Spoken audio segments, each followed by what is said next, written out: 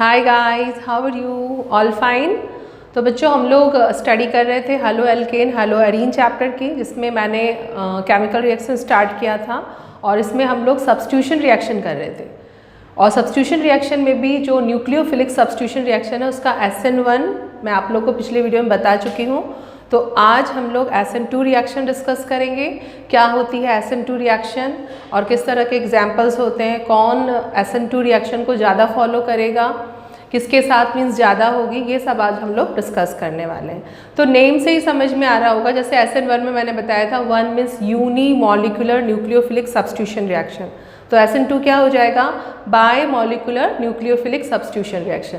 तो इसका जो नेम है ना, बाय मॉलिक्यूलर सब्स्टिट्यूशन रिएक्शन, इसका कोई रिलेशन नहीं है कि बाय मॉलिक्यूलर क्यों है। इसका सिर्फ ये मीनिंग आ रहा है कि जो यहाँ पे रेट डिटर्मिनिंग स्टेप है उसमें हमारा जो एल्काइल हैलाइड है और रिएक्टेंट है वो दोनों के दोनों इन्वॉल्व होते हैं। मीन्स इसमें हमारा रिएक्टेंट एंड सबस्ट्रेट दोनों ही इन्वॉल्व होगा रेट डिटर्मिनिंग स्टेट में। Rate of reaction alkyl halide पे भी डिपेंड करेगी और न्यूक्लियोफाइल पे भी। ओके, तो एक्चुअली उसमें अगर SN1 को आप लोग देखो तो उसमें क्या था, वो 2 स्टेप थी। ये बिल्कुल उसके ऑपोजिट, ये 1 स्टेप रिएक्शन होगी। और इसमें जो है न्यूक्लियोफाइल, ऐसा कुछ नहीं है कि कार्बोकेटाइन फॉर्म हो रहा है उसको स्टेबल होना बहुत ज़रूरी है फिर न्यूक्लियोफाइल आएगा अटैक करेगा, ऐसा बिल्कुल भी नहीं होगा। इसमें SN2 रिएक्शन में एक्चुअली में होता क्या है कि जैसे ही न्यूक्लियोफाइल अटैक करने की कोशिश कर रहा है तो वो सामने से नहीं करेगा, बैक साइड से अटैक करना स्टार्ट करेगा। अब एल्किल हैलाइड में जो हैलाइड होते हैं उससे वो स्ट्रॉन्ग होना चाहिए न्यूक्लियोफाइल। मीन्स जो ब्रोमाइड आयन, जैसे कि मैं यहाँ पे सपोज बताती हूँ कि जैसे हमारा एक एल्किल हैलाइड है 1 डिग्री है मिथाइल ब्रोमाइड, ओके, और मैंने यहाँ पे एक स्ट्रॉन्ग न्यूक्लियोफाइल ले लिया है OH। तो ये क्या करता है ना, देखो कोई भी जो रिएक्शंस होती है उसमें ओल्ड बॉन्ड ब्रेक होते हैं और न्यू बॉन्ड फॉर्म होते हैं। तो ये न्यूक्लियोफाइल क्या करता है, सामने से अटैक नहीं करता है, पीछे से। जैसे वो उरी अटैक में आप लोगों ने देखा होगा कि एयर से उन लोग नहीं कर पाते तो फिर लैंड से जाते हैं अटैक करते, तो बिल्कुल वैसा ही कुछ इसमें भी होने वाला है। ये क्या करेगा ना कि सामने से नहीं करेगा, यहाँ पे इन्वर्जन भी होगा। ये देखो यहाँ पर है अपना लिविंग ग्रुप, ये भी नेगेटिव चार्ज है, ये भी एज अ न्यूक्लियोफाइल है। ये हाइड्रोक्सिल आयन यहाँ बैक साइड से इस पर अटैक कर देगा। ये एक हम लोगों को ट्रांजिशन स्टेट मिल जाएगी। ओके, ये एक ट्रांजिशन स्टेट होती है और इसकी कुछ स्पेशलिटी आप लोग देख रहे होंगे कि कार्बन इसमें पेंटावेलेंट फॉर्म में होता है। तो ये कुछ फ्यू सेकंड्स का ही होता है। अब इसमें जो बेटर लिविंग ग्रुप होगा वो अलग हो जाएगा। तो इन दोनों में से बेटर लिविंग ग्रुप कौन है? हमारा ब्रोमाइड। तो ये निकल जाता है और फॉर्मेशन हो जाती है मेथनॉल की। ओके, तो यहाँ पर हमने ये देखा कि सारा कुछ जो है वो 1 स्टेप में हो रहा है। ओके, जैसे ही अटैकिंग हुई, ओल्ड बॉन्ड मतलब जो कार्बन हेलोजन बॉन्ड है उसका ब्रेक होना स्टार्ट हुआ और ये बैक साइड से अटैक कर रहा है, तो ये उसके साथ बॉन्ड फॉर्म करना स्टार्ट करता है। अब जो बेटर लिविंग ग्रुप है, तो पता है हमको कि bromide is a better leaving group than hydroxyl, तो ये हमारा निकल जाएगा नेक्स्ट स्टेप में और जो OH है वो उसके साथ बॉन्ड फॉर्म कर लेगा, प्रोडक्ट हमको मिल जाएगा। This is SN2 reaction. क्या फॉर्म बताया मैंने इसका? Bye molecular nucleophilic substitution reaction. ठीक है, थोड़ा सा हम लोग लिख लेते हैं इसके बारे में। This is by molecular nucleophilic substitution reaction.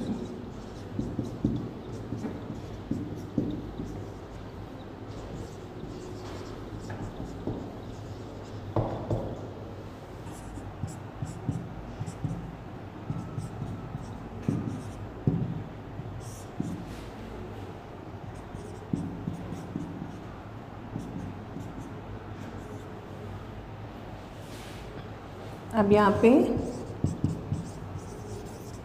Rate of reaction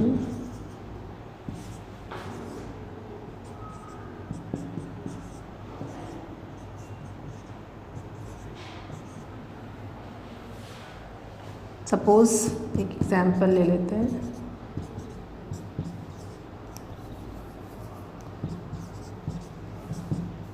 base के साथ रिएक्शन,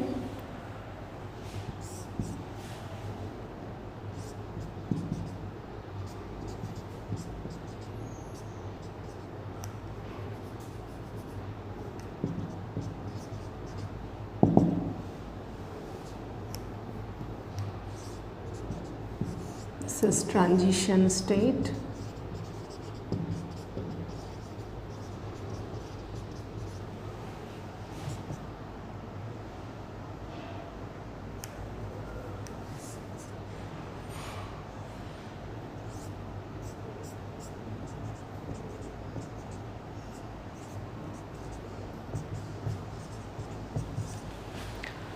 तो ये होगी हम लोग की SN2 reaction.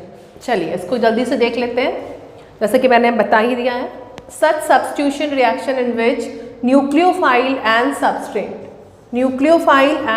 Substrate both are involve in the rate determining step. दोनों ही रेट डिटर्मिनिंग स्टेप में रिएक्शन मतलब एक्टिवेट होंगे, दोनों का रोल होगा एंड इज कॉल्ड SN2, इसलिए इसको SN2 रिएक्शन बोलते हैं। तो ऐसा कुछ खास है नहीं इसमें कि SN2 बोलने का ऐसा कुछ रीज़न था। एंड यहाँ पे वही चीज़ मैंने यहाँ पे लिखी हुई है, rate of reaction is directly proportional of concentration of substrate and concentration of nucleophile, दोनों की कंसंट्रेशन पर डिपेंड करेगा। अब हम यहाँ पे ले लेते हैं एल्किल हैलाइड और कोई एक स्ट्रॉन्ग न्यूक्लियोफाइल ले लेते हैं जो कि इस वाले हैलाइड से क्या हो, ज़्यादा स्ट्रॉन्ग हो, क्योंकि ये भी एक न्यूक्लियोफाइल है बट ये वीक न्यूक्लियोफाइल होते हैं। जितने भी हैलोजेंस होते हैं they all are weak nucleophile. Okay, तो ये क्या करेगा, डिस्प्लेस कर देगा, खुद उसकी जगह पे आ जाएगा और हैलाइड आयन अलग हो जाएगा। तो फिर से मैंने वही चीज़ रिपीट कर दी कि rate of reaction directly proportional alkyl halide and nucleophile. यहाँ पे एक एग्जाम्पल से देखते हैं हम लोग। याद रखना यहाँ पे 1 डिग्री जो एल्किल हैलाइड होंगे वहाँ पर ही SN2 रिएक्शन ज़्यादा देखने को मिलेगी हम लोगों को, जबकि सॉरी SN1 रिएक्शन हमने देखा था कि जो हमारा टर्शियरी एल्किल हैलाइड था वहाँ पर ही ज़्यादा हम लोगों को देखने को मिल रही थी। क्यों? क्योंकि हम लोगों को वहाँ पे कार्बोकैटाइन को क्या करना होता है, स्टेबल करना। बट यहाँ पर ऐसी कोई नीड है नहीं, यहाँ पे हमको कार्बोकैटाइन को स्टेबल नहीं करना, ना तो फॉर्म करना है उतना कि हाँ बहुत देरी तक वो स्टेबल हो, इसके बाद वो हमारा न्यूक्लियोफाइल आए और उस पर अटैक करे। तो ये ठीक उसके ऑपोजिट होगा। यहाँ पे हमको ऐसा एल्किल हैलाइड चाहिए जो कि इजीली इस न्यूक्लियोफाइल को अटैक करने का मौका दे दे, मतलब कोई स्टेरिक हिंड्रेंस नहीं होना चाहिए। अगर मैं बोलूँ कि 1 डिग्री एल्किल हैलाइड है तो यहाँ पे कार्बन के साथ बहुत छोटे छोटे हाइड्रोजन के एटम्स हैं, तो बहुत ईजी होता है जो हमारा न्यूक्लियोफाइल है उसका अटैक करना, बैक साइड से अटैक करना, बहुत ही ईजीली वो अटैक करेगा और फॉर्मेशन कर देगा प्रोडक्ट की। लेकिन अगर मैं सेकेंडरी और टर्शियरी की बात करूँ तो सेकेंडरी में क्या है ना कि अपने मिथाइल ग्रुप यहाँ पर आ जाएगा एक, जो कि एक बड़ा है, बहुत बड़ा है, कार्बन एक 3 हाइड्रोजन है, तो हाइड्रोजन के कंपैरिजन में काफ़ी बड़ा है। और अगर टर्शियरी की बात करूँ तो ये जो तीनों हाइड्रोजन है वो रिप्लेस हो जाएंगे अल्काइल ग्रुप से, तो वहाँ पे स्टेरिक हिंड्रेंस और ज़्यादा हो जाएगा। तो टर्शियरी में तो बिल्कुल ना के बराबर चांसेस हैं कि SN2 रिएक्शन होगा। SN2 में 50-50% चांस है, लेकिन SN1 बहुत ही ईजीली SN2 रिएक्शन जो है वो सबसे ज़्यादा किस में होने वाला है, 1 डिग्री में। क्यों होने वाला है? क्योंकि 1 डिग्री में कार्बन के साथ 3 छोटे छोटे हाइड्रोजन के एटम हैं, जिससे कि न्यूक्लियोफाइल का अटैक करना बैक साइड से बहुत इजी हो जाता है। देखो यहाँ पे इन्वर्जन हो जाता है। यहाँ पे जो कार्बन का हम देख रहे हैं कि हाइड्रोजन किस तरह लगे हुए हैं लेफ्ट हैंड साइड में सारे के सारे, लेकिन जैसे ही अटैकिंग होती है बैक साइड से पूरा का पूरा जो हाइड्रोजन है वो इन्वर्ट हो जाता है ना, कन्फिग्रेशन इन्वर्ट हो जाता है, इन्वर्जन हो जाता है। तो ऐसा कैसे होता है? क्योंकि जब बैक साइड से अटैक कर रहा होता है तो ये सारे के सारे हाइड्रोजन इस तरफ, जैसे कि हम लोग एक एग्जाम्पल देखें, बुक में भी दिया हुआ है कि अगर बहुत तेज बारिश हो रही है और उस पर हम अम्ब्रेला, और खूब ज़्यादा हवा भी चल रही है और हम अम्ब्रेला लेके निकलते हैं, तो जो समटाइम हमारा जो अम्ब्रेला है ना वो खूब तेज विंड हवा की वजह से क्या होगा, पूरा पलट जाता है, पीछे की ओर हो जाता है। तो बिल्कुल वैसा ही हो रहा है यहाँ पर भी कि सारे हाइड्रोजन अगर मैं बोलूँ कि कुछ इस तरह से हैं लेफ्ट हैंड साइड में, तो जैसे ही OH ने अटैक किया बैक साइड से वो पूरा का पूरा इन्वर्ट हो गया। कहाँ चले गए, राइट हैंड साइड में। ठीक है, तो ये है अपनी SN2 रिएक्शन जो कि SN1 से बिल्कुल भी डिफरेंट है। उसमें रेट ऑफ रिएक्शन सिर्फ किस पे डिपेंड कर रहा था, इल्काइल हैलाइड, लेकिन इसमें क्या है हमारा सबस्ट्रेट और न्यूक्लियोफाइल दोनों पे कर रहा है ना। और दूसरी बात कि वो 2 स्टेप में थी, उसमें कार्बोकैटायन का स्टेबल होना बहुत ही ज़्यादा एसेंशियल था, बहुत ज़्यादा जरूरी था, लेकिन इसमें ऐसा कुछ भी नहीं है। ओके, तो पहले आप इसको नोट करो, फिर मैं इसकी मैकेनिज्म बता देती हूँ। तो चलिए अब हम लोग देख लेते हैं रिएक्शन की मैकेनिज्म। तो हेडिंग लगाएंगे मैकेनिज्म। तो इट इज 1 स्टेप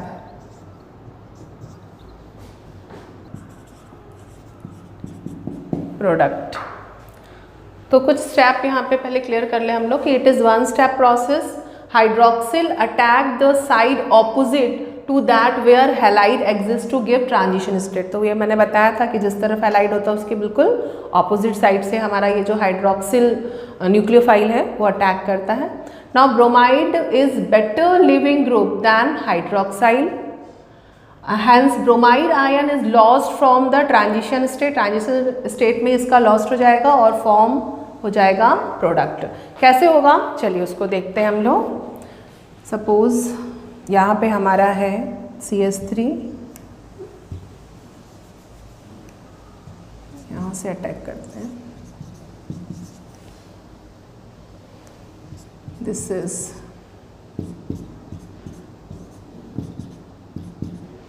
अपन को पता है कि कार्बन हैलोजन बॉन्ड क्या हो जाता है, पोलराइज हो जाता है। ये वाले जो शेयर्ड पेयर है वो यहाँ शिफ्ट हो जाएंगे, तो ये नेगेटिव और ये पॉजिटिव। अब ये यहाँ पर अटैक कर जाएगा।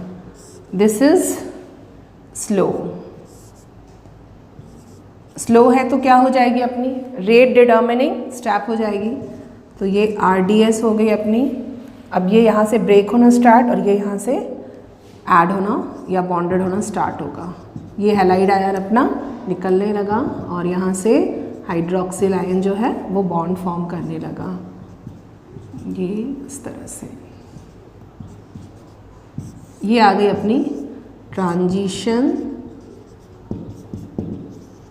स्टेट। और इस ट्रांजिशन स्टेट में कार्बन जो है वो पेंटावेलेंट है, तो बहुत ही ज़्यादा अनस्टेबल, क्योंकि हम लोग को पता है कि कार्बन कैसा होता है टेट्रावेलेंट।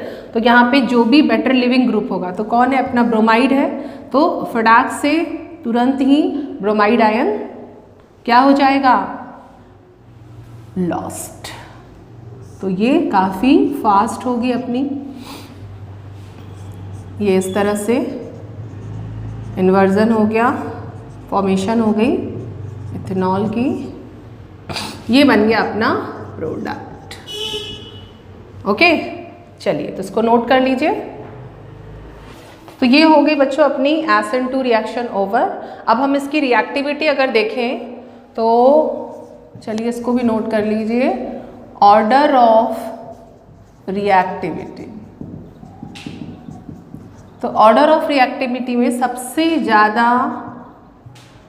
प्राइमरी एल्काइल हैलाइड में SN2 रिएक्शन होगी and then secondary alkyl halide में,